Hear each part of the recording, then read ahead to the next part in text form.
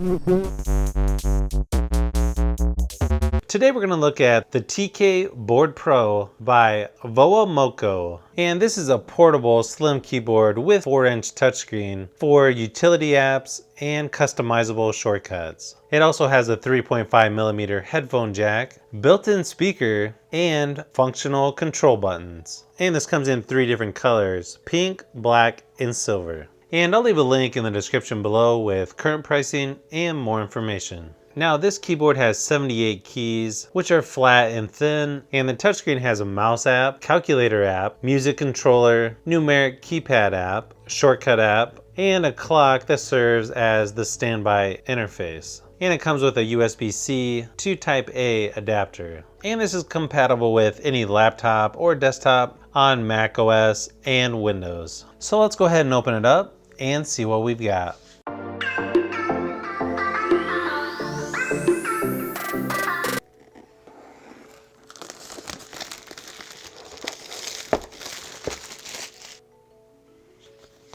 Okay, so this definitely has some weight to it. Here's the USB-C to Type A cable, warranty information, and of course, user manual. So the keyboard itself is about 1/2 inch thick.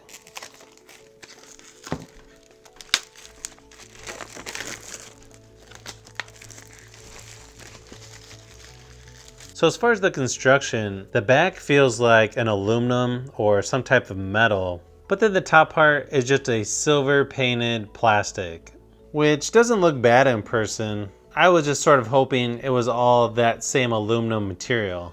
Here on the top is the USB-C port.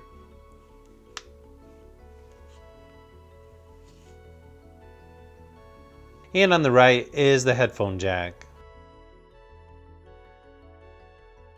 Then here at the top, you got some indicator lights. And in case you're wondering, this keyboard weighs 647 grams. And the size is just under 40 centimeters by 12.4 by 1.3. So overall, this is a decent looking keyboard. The keys actually feel pretty good, although this top piece, it definitely has some flex to it. Over on the left-hand side, you've got the home button to access all of your shortcuts on the touchscreen. Then you have the number pad, music or media controls. You also have a built-in speaker that is fairly loud.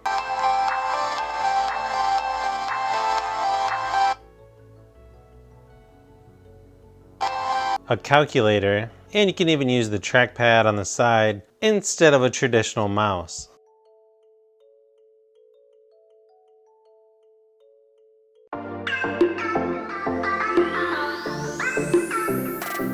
Okay, so after testing this keyboard out on Windows 10 for a while, it's definitely an interesting keyboard for sure, but to me the scissor style keys aren't the most comfortable to use, and I wouldn't recommend using the trackpad as a mouse. It's just not accurate enough and seemed pretty finicky in my testing. And while I do like all the extra stuff that you can do with this keyboard, I feel they missed on some of the basics. For instance, when typing, the cursor would jump around to a different word randomly and start typing from that location. I'm not sure if there's something wrong with this one or if all of them have that same problem. Oh, and if you're thinking about using this keyboard for gaming, don't. One other thing I noticed about the touchscreen on this keyboard, it's definitely an older capacitive style where if you're not looking directly overhead, it's really hard to see. So unfortunately, I can't recommend the TK Pro keyboard by Voamoko. So if you've made it this far into the video, you may want to say thanks by subscribing, and don't forget to give a thumbs up if this video was helpful.